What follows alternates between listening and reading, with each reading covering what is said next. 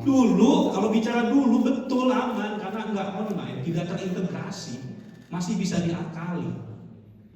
Tapi saat ini, kalau ketangkep dan banyak yang sudah tertangkap, malah jadi blunder. Bapak Ibu didetensi di kantor imigrasi, bisa dikenakan pasal, bisa juga nanti apabila itu berat, dimasukkan ke daftar cegah tangkap. Bapak Ibu untuk sementara waktu tidak boleh masuk ke wilayah Indonesia. Sayang, hanya gara-gara misalkan pengen visa gratis gitu kan, padahal 350.000, mampir ke Singapura dulu, ongkos nambah 1 juta, jajannya 1 juta, mampirnya belanja, ya kan, jajan es krim ini itu, padahal visa on arrival hanya 500.000, betul nggak? Sebenarnya kalau dipikir coba, visa on arrival hanya menghindari itu kan sebetulnya agar gratis nih, kita mampir aja dulu Singapura, padahal kos yang dikeluarkan lebih gede. Dulu masih ya. Tapi saat ini tolong bagi yang memang teman-teman semua masih menyimpan, silahkan dikembalikan secara resmi baru mengajukan kalau memang ingin mengajukan ini, agar semua permohonannya smooth. Ya. Dan yang terakhir, permohonan Bapak Ibu semua untuk semua jenis visa bisa diajukan secara online dari handphone Bapak Ibu semua. Tinggal buka e-visa.imigrasi.go.id. Mau visa on arrival, visa kunjungan yang 1 bulan, 2 bulan, 6 bulan, 1 tahun, 2 tahun, 5 tahun, 10 tahun, itu bisa diajukan dari handphone Bapak Ibu semua atau dari PC online. Untuk ex-WNI mayoritas tidak memerlukan jaminan atau penjamin, cukup Bapak Ibu bikin account, daftarkan di situ, ajukan visa yang dibutuhkan. Kalau memang misalkan ini 34.800.000 ini terasa lebih mahal, sangat mahal, bisa ada fasilitas lain, misalkan golden visa yang 2 tahun atau 5 tahun atau 10 tahun, silakan. Tapi itu nanti subject to be extended. Ya, kalau ini tidak, cukup sekali beres. Oke, jadi intinya semua bisa diajukan online, bahkan visa on arrival bisa diajukan online juga. Pakai handphone, isi data, lanjutkan, bayar, selesai. Ya. Pak izin, Ya. pertanyaannya tadi adalah ini peraturan akan ada terus. Oh betul, tentu dong Bu, nggak mungkin apa yang bagus tiba-tiba dicabut, bener nggak? Nggak ada apa coba, kalau saya tanya apa? Imigrasi bukan? Enggak, kalau untuk ini kan ini sifatnya global Bu, ya kan? Tidak ada, nggak mungkin kita tiba-tiba nyabut untuk fasilitas ini kan fasilitas ex-WNI pada ex-WNI. Kalau kebijakan yang berubah-ubah itu kan biasanya kebijakan yang di level pemerintah provinsi atau apa, atau misalkan yang di Indonesia ya. Kalau untuk ini kan ini tidak akan berubah. Ya, mungkin kalau memang ada perubahan pun nanti yaitu tadi, misalkan masukannya sudah diterima Kementerian Ketenagakerjaan, akhirnya Bapak Ibu boleh kerja tanpa disebut sebagai warga negara asing, bisa memiliki properti kepemilikan atas nama sendiri berikut tanahnya. Nanti bukan kewenangan saya Bu, ya.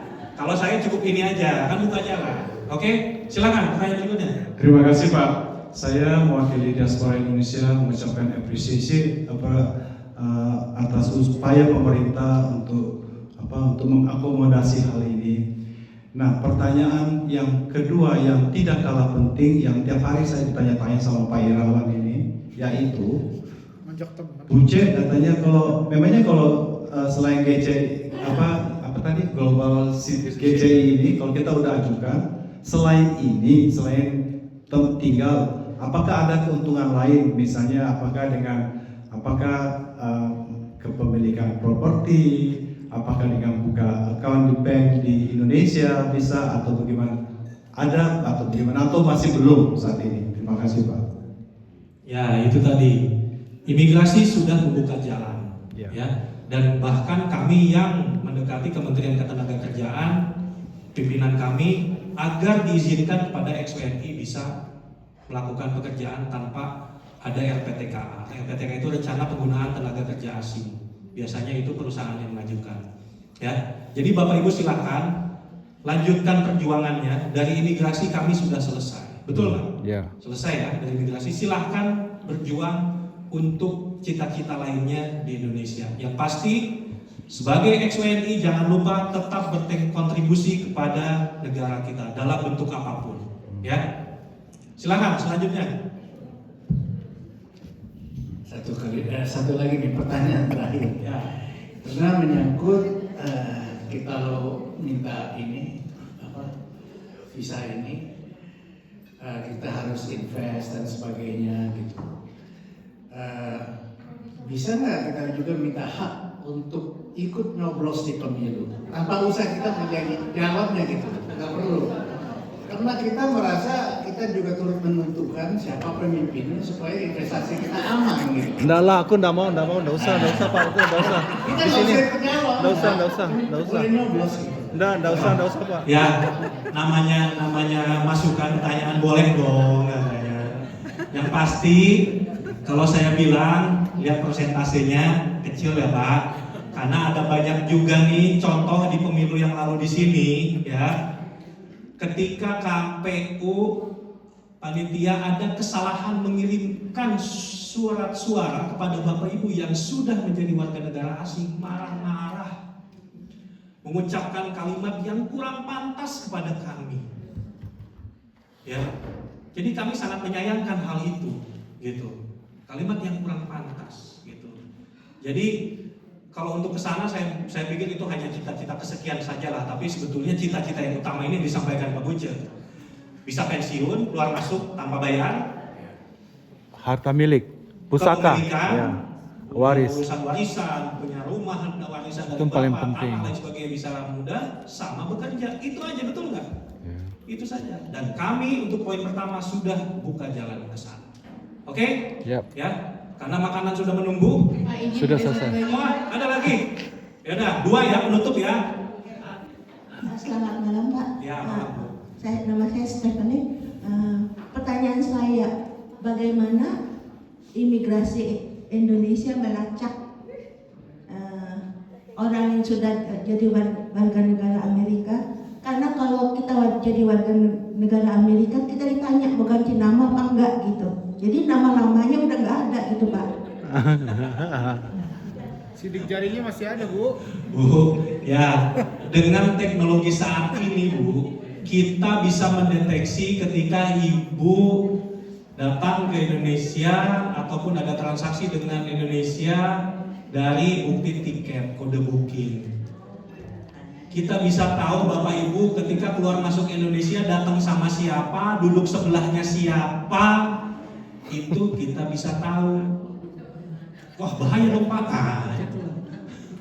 Tapi intinya semua bisa. Bahkan Bapak Ibu misalkan diam-diam bikin paspor pun di sini atau apa, itu pasti ada saatnya dia terdeteksi. Karena apa? Karena ketika keluar dari Amerika, dia nggak mungkin pakai paspor Indonesia, betul nggak? Dia akan tercatat sebagai warga Amerika. Pembelian tiket pun juga pasti dengan paspor Amerika. Jadi kenapa? Kita tidak bicara dulu, kita bicara saat ini ya. Jadi sudahilah yang selesai yang lama-lama, kita menuju masa depan yang baru.